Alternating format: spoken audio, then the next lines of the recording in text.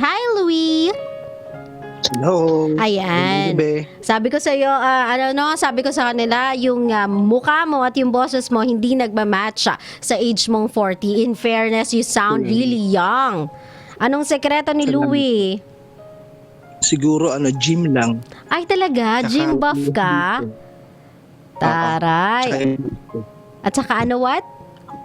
iwas bisyo. Ay, iwas bisyo. Clean living ang gusto ni Louie. O sige, Louie, kwentuhan mo na ako, love. Anong meron sa atin at napatawag ka sa usapang LDR? Actually, hindi ako handa pero okay lang. I-open ko na rin kayo kung pinag-iisipan eh. Okay. Kasi maaga akong, nung nandirito ako, meron akong before na family, maaga akong na biyudo Okay. at the age of 24 years old. So may anak na ako, malaki na siya, 21 years old na siya.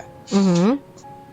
And then, nakakilala ako dito ng babae sa Geneva. Maganda siya. As in, maganda. Mhm. Tapos, 1 week lang, nagsama na kami. Okay. Nung nagsama na kami, hindi ko pa gaano siyang kilala, pero ang bilis ng pangyayari. Mhm. Tapos, siguro 1 month pa lang, meron nabuntis ko na siya noon. So ngayon, sabihin na lang natin in a short way, 8 years na kami, may 2 na kaming anak. Okay, nice. Pero doon ko palang nag-start na nakilala siya. Mm. Yung ugali niya na may pagkatamad. Tapos, Sorry, natawa ako sa ayun, pagkatamad. Tapos parang may tawag doon pero nakalimutan ko sa Tagalog. Yung manipulated ba? Ganun. Okay. Oh. Tapos ganito ako magsalita hanggang dumating sa point na kapag nag-argue na kami, dumarating sa point na hindi ko nakilala rin sarili ko dahil napapasabay na rin ako. Pero sa lahat ng mga nililigawan ko nun or sa pakikipag-usap sa kapwa-tao, ganito ako makipag-usap. Okay. The way na mahambol, mababa. Pero minsan parang sabi ko, ba't nagbago ang ugali ko kapag siya na ang kausap ko kasi may yun nga, manipulated. Antipati ka ng konti. Ano ba siya? And then, Ibang lahi ba siya, Louie? O Pinay din? Pinay din siya. Pinay Actually, din. Chabacana. Okay. Taga Zamboanga. Taga Zamboanga siya. Mhm. And then, tinatry kong ma-win. Hindi pa kami kasal pero I love my family. I love my 2 kids. Mhm. Mga baby pa sila, dito na sila. Pinanganak. So, mga isang 3 years old and 6 years old. But then ngayon, naiisip ko, ba't parang hindi nagpa-function kami? Tapos dumarating na sa point na ako lang yung nag-work tapos siya kapiranggot lang ang work. Tapos sa bahay matitira ka tapos ganun lang siya. Mhm. I mean, yung pagdating ko, gutom na ako tapos hindi pa maayos ang bahay. Kapag sinabi ko na dapat ikaw ang natitira, dapat maayos to, bubulyawan pa ako. So parang Okay. minsan nafe-fed up ako. Tapos punta kami ng church, dinadala ko siya sa church. Mhm. And then minsan kapag nag-church ako, nagkakwentuhan kami ng mga kaibigan kong lalaki about, sabihin na natin ang topic is about digong sa problema sa Philippines. Okay. Biglang papasok natin, sabihin niya na, ano namang mga pinagsasabi mo? Sabi niya, ito kung ano yung mga pinagsasabi ko, hindi pinagkakwentuhan lang namin tungkol sa Pilipinas.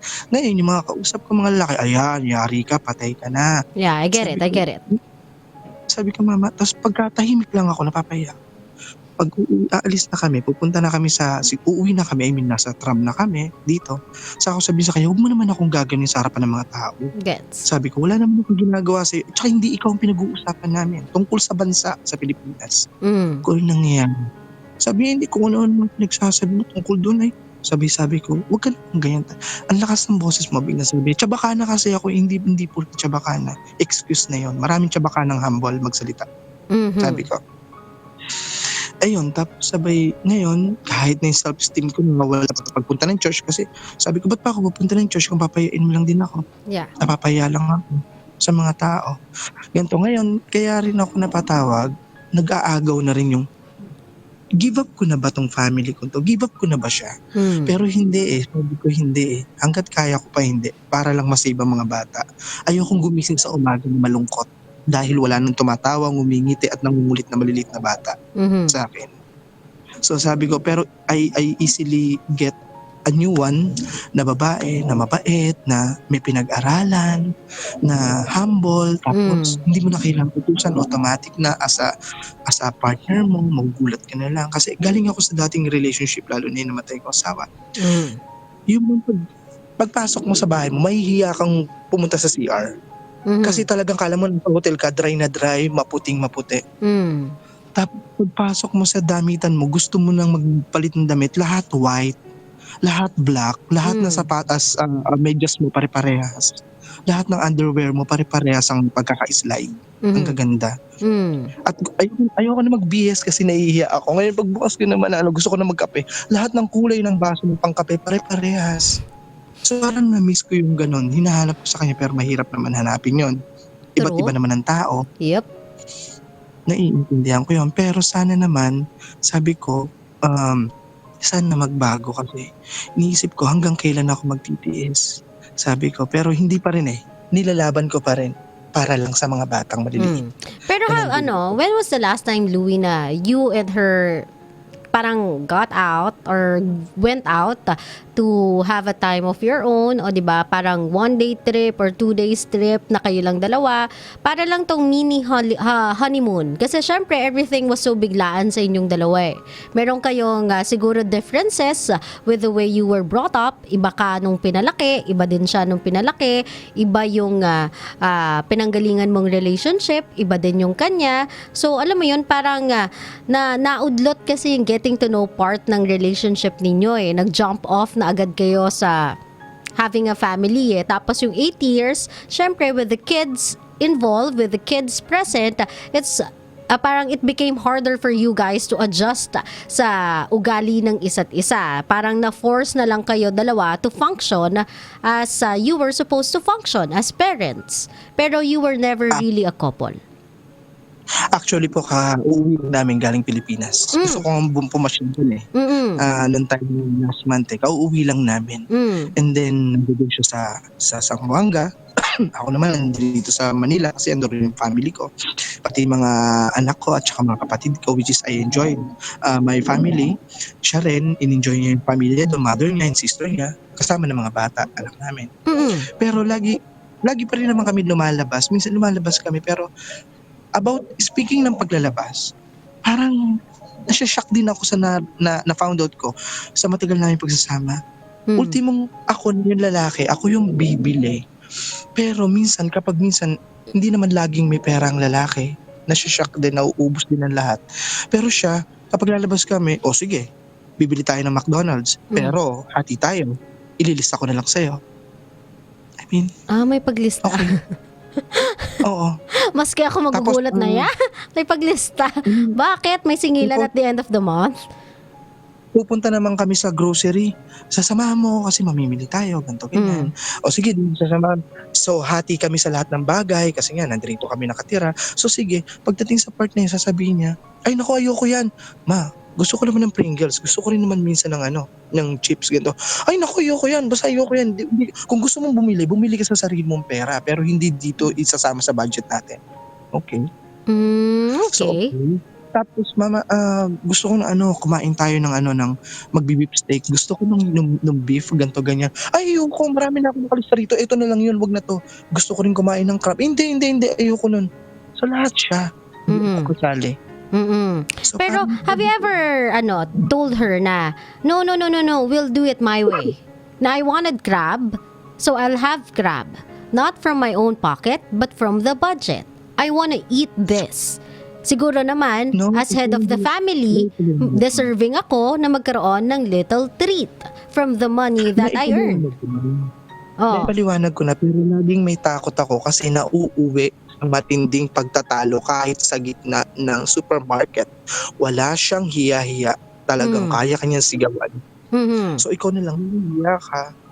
So, wag na lang. Kesa mag-away na lang, mag-argue, ayoko na lang.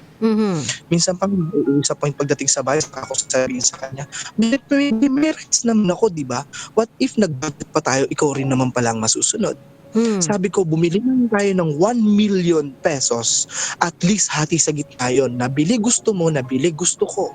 Mm. Hindi yung puro ikaw lang. Mm. So anong tawag doon? Hindi budget ang tawag. Ang ibig sabihin nun, hati tayo sa lahat ng gusto mo. Yun lang yun. Sometimes I want yogurt, pero ang yogurt niya, gusto niya yung plain yogurt. Ano yung plain yogurt?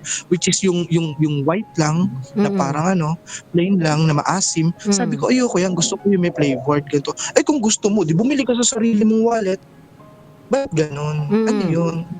Okay. So parang- this has been going on for 80 years. Yung ganito niyang ugali has been going on for 80 years. We don't know kasi kung saan siya nanggaling eh. Oo, hindi natin alam kung paano siya talaga brinotop. It's not because siguro, it's not about naman siguro ng kinalakhan niya. Everybody can adjust eh. Pero by the way you are talking about your wife, it's as if your wife kasi is not willing at all to adjust. Not even a bit for you. Kumbaga, ginugusto niya lang na tanggapin mo kung ano siya, whatever she is, and it's either you take it or you leave it. Ganun ba? Ganun ba yung ugali niya? Parang ganun. Ang nakakatakot po kasi kapag dumadating na sa point na ganito, nagkakaroon ng threat ng hiwalayan. Kaya ko naman tuloyin sa sarili ko. Pero family is family pa rin ang nasa akin. Lagi ang nasa isip ko. Kawawa naman yung mga bata. Ayoko nung gano'n. Saka nakasandal sa akin eh. Kasi nga nagtatrabaho ako. Siya naman, sabi niya, no, ayoko magtrabaho ng sobra kasi I'm not feeling well lagi kapag masyado mahaba ang oras ko sa pagtatrabaho. Sabi ko, kaya nga tayo nandito sa magandang bansa para maghanap buhay. Sabi ko, wala ka bang dream? Sabi ko sa kanya, ang daming mga magbubukid, ang daming mga janitor sa Pilipinas, nakita mo namang gustong makapunta dito. Pero ikaw nandito na, sinasayang mo pa. Nasa school na naman yung magbukid. Pwede ka magtrabaho while ako nagtatrabaho ako. Sabi ko, sana at least pag pinagsama natin yun, ang dami nating ipon. Sabi ko, ay naku, tigilan mo nga ako. Pag gusto ko magtatrabaho ko, hindi mo ko kailangan turuan.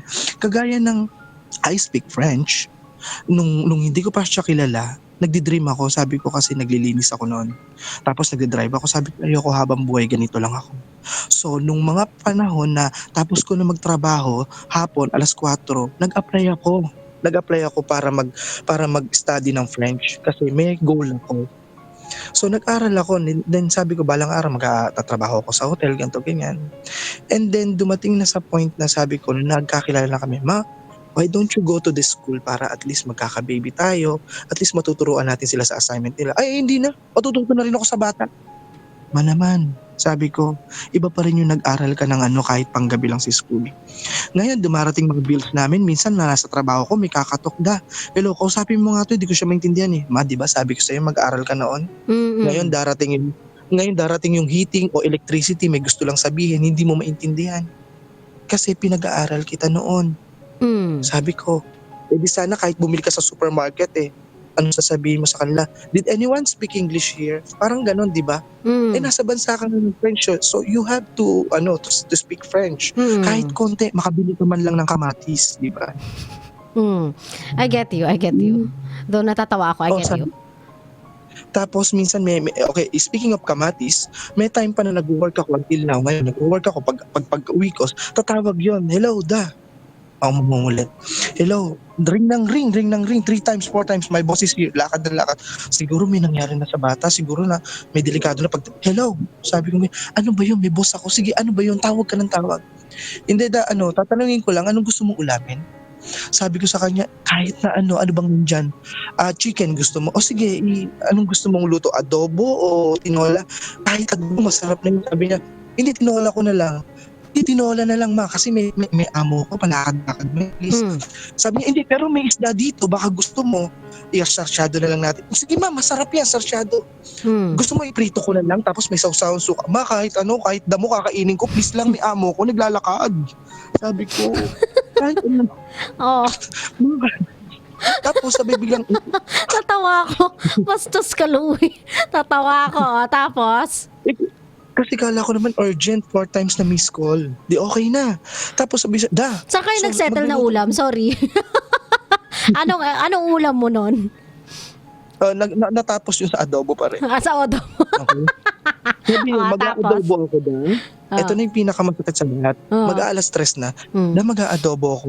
Pero hihintayin kita. Bakit mo ko hihintayin? Kasi bibili tayo ng sibuyas. Susunduin natin mga bata and then maglalakad tayo sama-sama, buong pamilya. Ha? Mama naman, happy family, sibuyas lang bibilihin natin? Mama, why don't you walk now? Sabi ko, pwede ka naman maglakad ngayon, di ba ma? Hindi naman mabigat. Ma, kasi laki ba ng sako yung sibuyas na bibilihin mo? Komedyante ka. Alam mo, may future ka. May future ka, Hindi nga, komedyante. Pero totoo, ang dami nang tumawa sa kwento ko, totoo, kahit mga kapatid ko nung pag-uwi ko. Sabi ko, Oo. mama naman. Tapos mga ngatwiran pa siya, mas maganda happy family tayo pag sundo natin sa bata. Bakit ngayon, habang nasa school bata, pumunta ka na ngayon, parang 10 hakbang lang, ayun na yung tindahan ng yung supermarket. Bakit kailangan mo hintayin mo kung pagod ako? Pagdating ko sa bahay, habang sumusundo ka sa bata, iniimis ko kung anong kalat. Dalawa nagagawa natin. Pero hindi, sama-sama tayo, ang kalat na pagpasok pa ng mga bata sa bahay, ang lilikot pa, di kalat lalo, wala tayong nagawa. Magluluto ka lang. Ang sabi niya. Pero pag sabi niya, hindi, mas gusto ko kasi happy family tayo.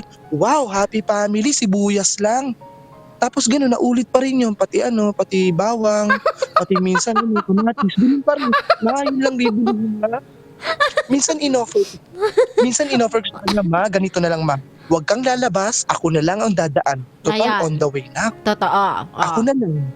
Diyan ka na lang sa bahay, at least palambutin mo na kung ano yung lulutuin mo. Pagdating ko, bit-bit ko na ang kamatis. Okay? Sa happy family po tayo. Nagpapatayan yung dalawang bata sa kalye. Awat ako ng awat. Hindi happy family tawag ko. Nakakaya tayo mo pamilya.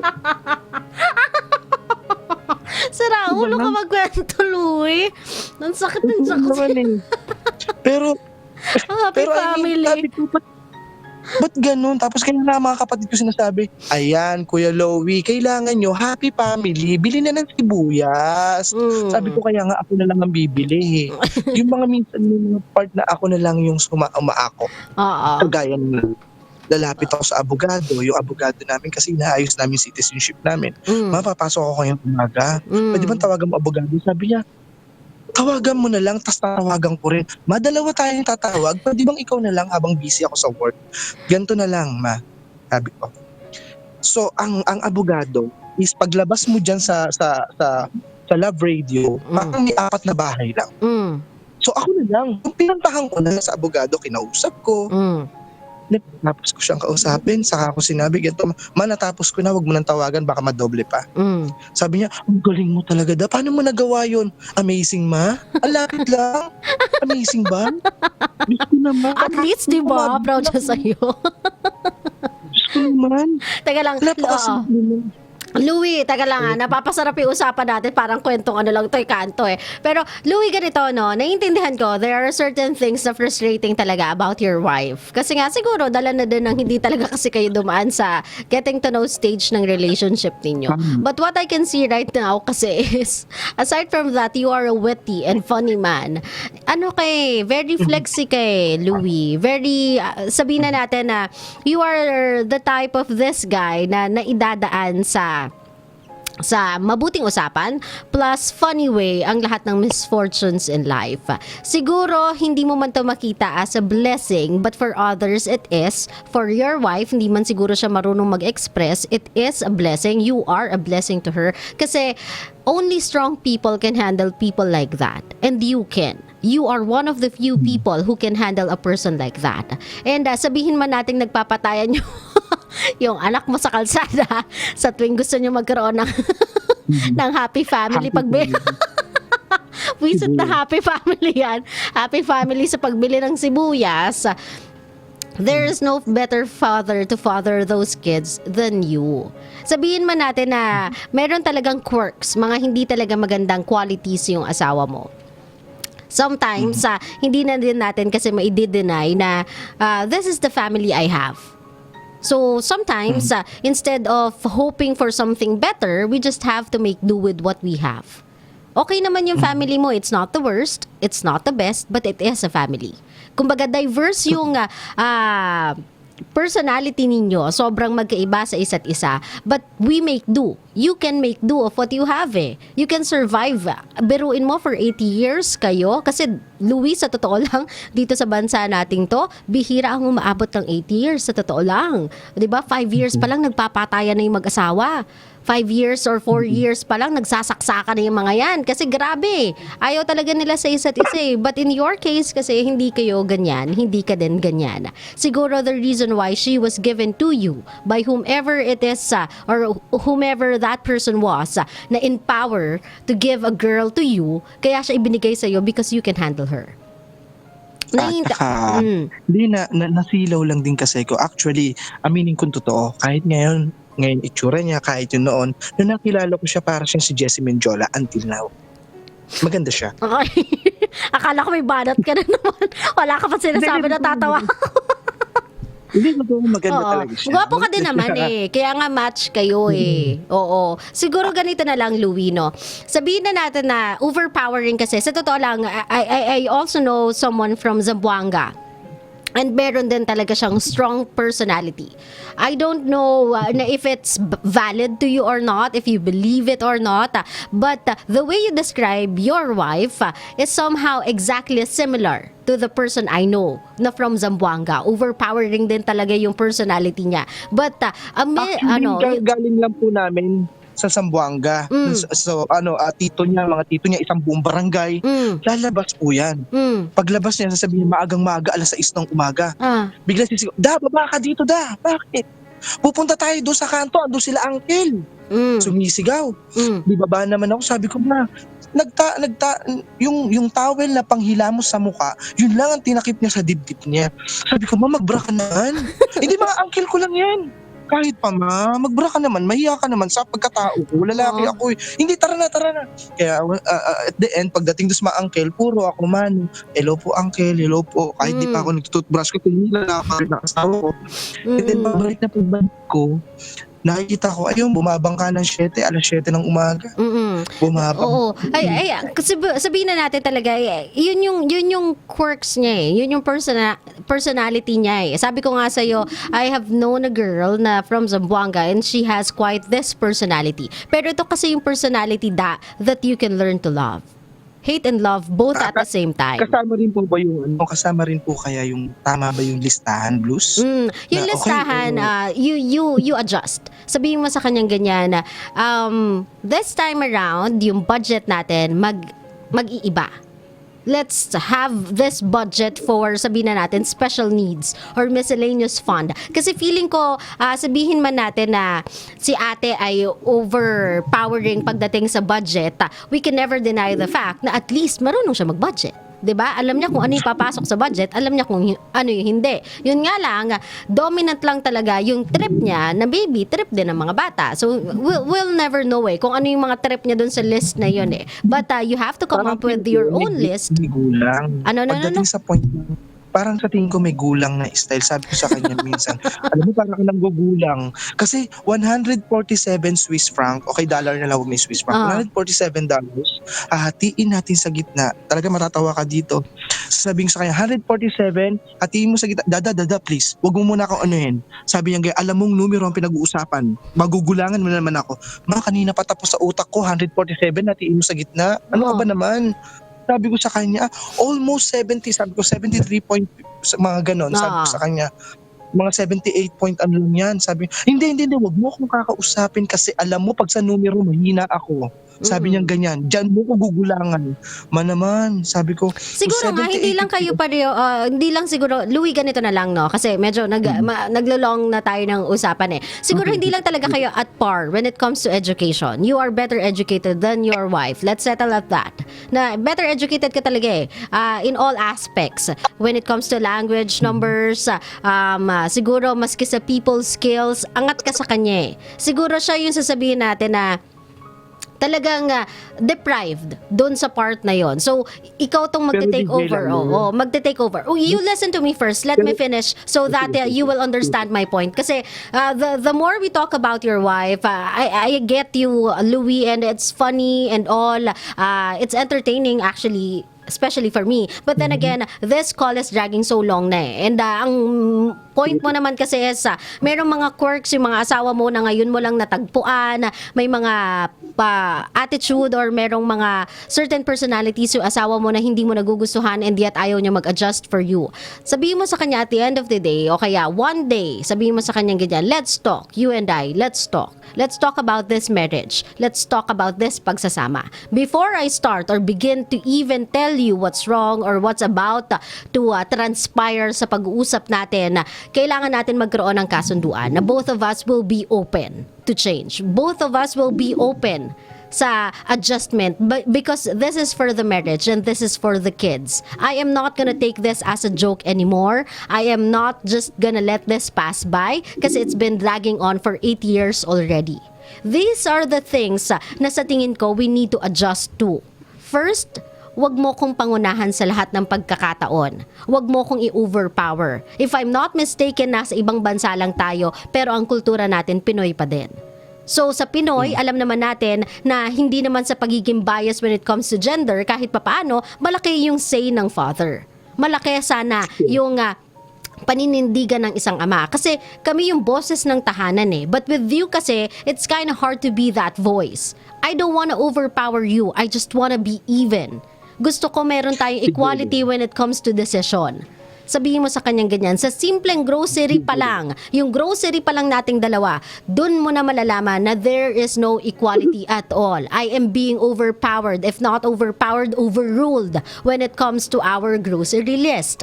It's petty but it's a symbolism kung ano yung nangyayari sa bahay. So sabihin mo sa kanyang ganyan, you need to adjust with me kasi I've been trying to adjust sa quirks mo, sa mga personalities mo. I get it, nagsimula tayo ng sobrang bilis natin, pumasok tayo sa pagpapamilya na hindi pa natin lubusang kakilala yung isa't isa, but we just have to make do with what we have. We are already here. 8 years na tayong magkasama. In fact, this is quite longer than most of the couples in the Philippines. So we have to be proud. Pero ayokong umabot tayo ng 10 taon, 15 taon na yung problema natin nung simula, hanggang doon problema pa din natin. We have to set a boundary, a limitation kung hanggang saan ka lang dapat at hanggang saan ako dapat. Let's impose in this house na meron dapat tayong equality. Meron tayong shared chores, shared finances, shared responsibilities that each should play a role too. Kailangan mo tong ma-meet, kailangan ko din tong ma-meet. This is not for me. This is for the kids, for their future, for our family. I have dreams. At yung dreams kong yon, kasama ka. Gusto ko kasama ka. But you have to work with me. Naiintindihan mo ko? Sabihin mo na sa kanya na this is not you attacking her. This is not you just pinpointing kung ano yung mga pangit sa kanya. Kasi I'm sure, Louie, you can think of many reasons as to why you are staying with this girl. Kasi hindi naman kayo aabot ng 8 taon ko wala ka pa rin nakikita sa kanya maganda bukod sa mukha niya eh. Of course, kahit papano para sa'yo, meron siyang good qualities eh. Kaya sabihin mo sa kanyang ganyan, I'm not just gonna attack you. I am gonna tell you what I like about you, the reasons why I'm staying with you. Kasi I can let go eh. Oh, I can leave you but I don't want to. Aside from the family, meron din naman talaga kasi akong emotions invested in you. So bukod sa sasabihin mo sa kanya yung mga quirks niya, mga flaws niya, mga shortcomings niya, sabihin mo din yung strength niya. So one day yon, one night. Go ahead, DJ Louie. Lala. Yeah. Ang problema kasi, siya yung strong personality na siya yung lalaki, gusto niya, ako ang masusunod. Yeah, no. Kaya nga, you listen to me. This is you gonna impose. You actually acting up your balls. You have a pair, right? Use it. Sabihin mo sa kanya ganyan, this is not a request. This is not a demand. This is a compensation. This is a compromise. So we are talking as husband and wife. This you being the man of the house thing can never happen again. Should never happen again. Not for another year, I won't let it happen. Why? Kasi it's driving me crazy. And I'm turning into someone I think I'm not. Yung sinasabi mo sa akin ganyan, yung tono, yung pananalita, na feeling mo pagkausap mo yung wife mo, ganun yung tono mo, feeling ko nagamit mo siya sa akin sa simula. That's why you irked me. That's why medyo nag-come up ka sa akin na medyo, wait, what? Parang ang strong mo sa akin. Maybe this is you channeling that personality over me. Kasi you think I have this strong personality. And you're not wrong about that. I have a strong personality, pero I'm strong in a right way. So I'm telling you, Louie, this is you having your pair of balls acting up sa kanya. Hindi na pwedeng mangyari to. DJ Lala, kasi yun naman talaga ang gusto ko iparating sa kanya before. Noon pa, from the very start until now, 8 years, na sinasabi ko, I am the man in this house. Ako yung may boses, ako yung mag-guide sa inyo, ako yung mag-aayos ng family. When it comes sa mga tubero, when it comes sa mga ano dumarating, magpipinta sa bahay, magpipaint o gagawa ng tubig, I'm here. Ako yun. Ako yung lalaki, ako yung makikipag-usap sa kanila sa mga bills natin, paying our bills. Kung hindi mo kayang magsalita, ako makikipag-usap. That's why I'm showing to you that I am the man on this house. Sana panindigan mo. Kasi pinaninindigan ko to. Ayokong magpalda at ikaw ang magpantalon. Please. Ginaganon ko siya. Pero hindi pa Pero this time around, Louie, sabi ko nga sa'yo sa kanya ganyan, give her specifics. Ibigay mo na sa kanya yung mga specifics na hindi mo gusto about her. Point out mo kung ano din yung mga gusto mo sa kanya. Then ask her to do the same. This is the final talk, the deciding point.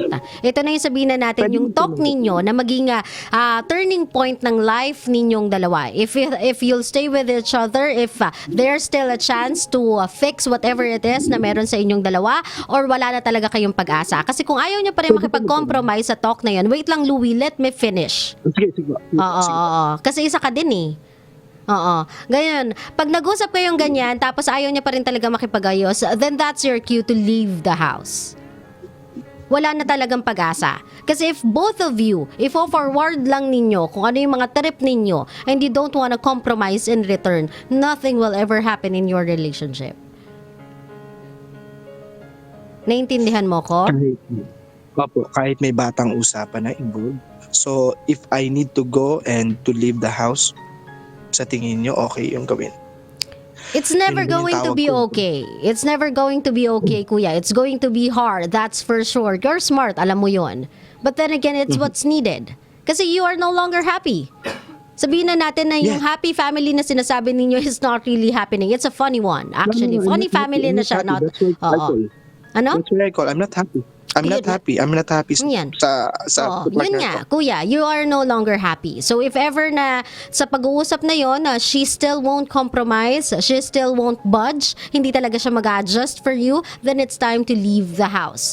Siguro magiging mahirap yan para sa mga bata, but it's needed. Kesa mag-pretend kayong dalawa na you are still happy in a relationship you are no longer happy in, actually. Diba? The truth is, kahit anong gawin ko, kung hindi ako mananalo sa bahay na to, I'll live a miserable life. If not, I'm already living in a miserable life.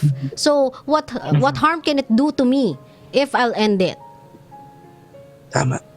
So, ganito, Louie, ano mo siya, iupo mo siya one last time, siguro sa hotel, or I don't know, wag yung mga sa harap ng bata para kung magsisigawan kayo, aaway kayo, it's okay. Just for one night, let it all out. Kung mag-iinuman kayo, kailangan nyo mag-inuman in order to fuel things up, go ahead. If you just have to let each other go. Yung when I say let each other go is yung mga nararamdaman ninyo deep inside. Nako, on hold pa ako. Ayan. Yan si Louie. Louie! Pero yes, nandito pa ako. Yan. So, you just have to let it all go. Kung ano yung mga nararamdaman nyo, whatever is it is inside your hearts, just let it all out. Magbatuhan na kayo kung magbabatuhan kayo. So that matapos na yung pag-uusap na to, then let that conversation be your deciding point if you'll stay or you'll go. Kasi sa conversation yung yon, malalaman mo din kung ano yung nararamdaman ng wife mo. Okay. So, Louie, kung meron kang gustong sabihin, siguro not na lang siguro sa wife mo. I want you to reserve it sa moment na kakausapin mo siya. But for your kids, I know how much you love your kids. I know how much they mean to you. Kasi willing mo i-sacrifice even your own happiness for your kids eh. Anong gusto mo sabihin para sa mga bata? Wala. Masasabi ko lang, I'm always here kasi mga anak ko sila, lalong-lalo na Naka-on hold. Yan. Nag-iisa ko siya babae. Yung anak ko.